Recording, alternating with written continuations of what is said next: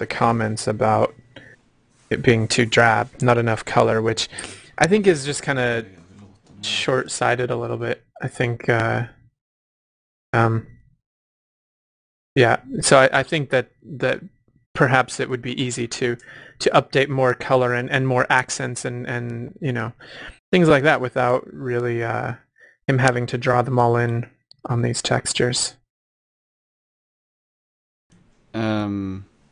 Yeah, You sorry. can just agree with me. Yeah, No, I yeah. know you were talking with someone. Sorry about that. Yeah, I agree, Anton. I agree.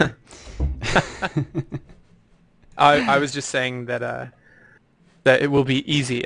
People have complained in the comments that there's not enough color variation and things like that. Yeah. But I think it will actually be easier to use decals and things to customize it to different scenes. So, Mm. um, Yeah, totally. So you can use these tools that David provided to quickly make, just bring color to a scene if you really want to. It's really very, very little work to do so, so that's nice. yeah, I think it will actually be faster than trying to create lots of assets with different coloring and things like that. Yeah, totally, totally. So, Uh, and right here, he's shown off the three different variations of exterior detail that he has made for the arena. And he says that he likes the pillar one most, the first one, because he likes running in and around the pillars. And I like that he puts it like that, that he says it in that way. That is like, I like doing this, so this is probably good. And that's his whole thought process. And that makes total sense from, a gameplay standpoint and every standpoint. right. So that's very good. I'm not quite sure which one I like the most. As he says, the pillars feel kind of overkill. I almost feel like the rightmost alternative would fit best, but as he says, it probably feels kind of great to run in and around the pillars. So yeah, I don't know, man. Yeah. What do you think? Overall aesthetically, I'm definitely sort of a simple look, so I kind of like the rightmost set. But they all have their advantages, I think. And the middle set looks like it would be possible to climb up the outside. So if you were to if you had to ambush someone while a fight was going on in the arena, you could, in theory, make it a goal, a stealth climbing location or something. Yeah, absolutely. That's So, totally, totally. Okay, so next up, what's he talking about next up? Oh yeah, so other than exterior detail, of course, you have interior detail, and these are kind of just small additions here to begin with, some kind of things, I don't know what they're called, supports? Does that make sense? yeah, I mean, you could call them supports. I think there's an official name, but I don't know what they Yeah, are. let's call them supports. And then he's talking about adding detail to the walls in the arena where you're actually fighting and how that can be annoying for gameplay, which is something that I have been thinking about as well. It's Right. very... If you're adding something in the arena, it could make it hard to do wall runs and stuff like that.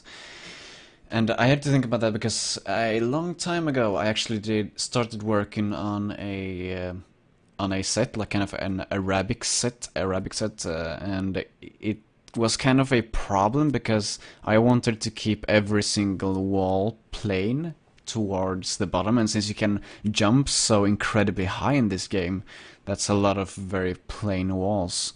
And you can't mix it up with like a torch or something, because that would just, break the wall run, and you won't be able to do wall runs because that's badass. So that's really something that you need to think about and something that needs to be solved somehow, because you don't want it to look plain either, of course. Right. So it's good to hear that he's thinking about that, and at least. Really good. But it's looking good. I like the details that he has added. It's good that he added those details those vertical details on the thinner walls, because there's really not much wall running going to be going on there anyway, so you know, that can be there. Yeah.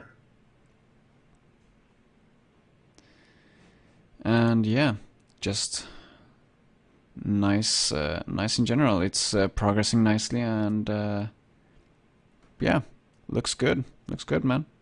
Yep. Hope to see more from the arena in the future. I guess it's not quite done yet, even though it's getting quite close now, I guess. Right. Yeah. I really like the can't remember what he called them, the carvings though on the outside with the giant cats. I think those are pretty cool looking. Yeah, they are pretty cool looking. Indeed they are. He should probably add, he could add color tinting to just the actual carving, so you could decide what color the carving in there should be. Yep. Could work. But anyways, we should Well, probably and move on. since it's just an alpha map, it would be easy enough for anyone to go in and change that, what you know, what can be colored and what can't, and Yeah, yeah. So absolutely. yep, more modding possibility all the time. Oh yeah, all the time and time. Next up, we have shadow grouping. There are just a few tweets here, basically, a couple of them. First up, we have shadow grouping. David says, added a shadow grouping feature so that characters and weapons can overlap. Can overlap shadows without double darkening. We kind of had that problem where if you had two characters behind each other or a character holding a weapon, the shadows would overlap and become double dark. Now that won't happen because that doesn't really make any sense. So that's good to see. Yeah. Yeah, and I know that was also the case if there were multiple characters overlapping. So I hope that has also been fixed. Yes, indeed. And then we have another tweet, yeah, from the guys at Wolfire. And pre-order Jerry Kid 72 recorded some fun times with Overgrowth Ragdolls, and this is just a pretty awesome video here of this guy playing around with ragdolls in general, which is something that I think every pre-order has done at some point. Have you done this, Anton? Absolutely. Probably not quite the pachinko machine-esque version that this is, but I've certainly spent time playing with ragdolls. Yeah, it's a lot of fun. The physics in this game is just a lot of fun to play around with. So it's hard to kind of keep away from doing it. You'll see before I start the show sometimes I'll be playing around with ragdolls randomly, and then I'm like, oh right, I need to get ready for the show now. Yeah. And what I kind of like about this video in particular is that he adds in the screaming sound. The ooh. Yeah. And Yeah. that sound is just great to add in random places. It makes it so much fun to look at. Which brings me to another video that I actually found and tweeted about the latest alpha. It's a lot of fun I'm writing, and I linked to this video. So I think I saw that, but I don't remember what it was. yeah, let's just take a look at this. It's pretty great.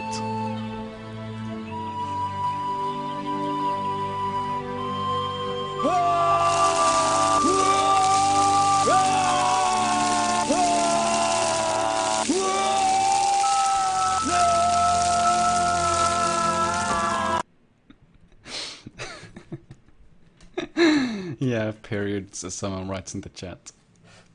Yeah.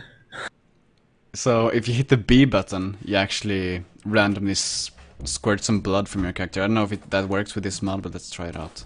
Yeah, it works. So hit B, and then you hit it a lot of times, and it's kind of coming from a weird area on the character. And you hit V to add in the screaming sound, and there you have it, man. It's super great. It's pretty painful. That's for sure. Painful. Too much fun, too much fun. But that is the end of this Overgrowth Weekly. Like, kind of weird Overgrowth Weekly this week, I have to say. kind of weird, but yeah. Thanks everyone for watching. As usual, hit the follow button on if you're on Justin TV. Just hit the Justin TV button up here and join Justin TV and hit the follow button. It'll be great. You'll get an email once we go live. And on OGWeekly.com, of course, you can have these links here where you can find out where to find more Overgrowth Weekly stuff. So thanks, Anton. Thanks, audience. And we'll see you guys next week. Sounds good. See you guys. Bye-bye.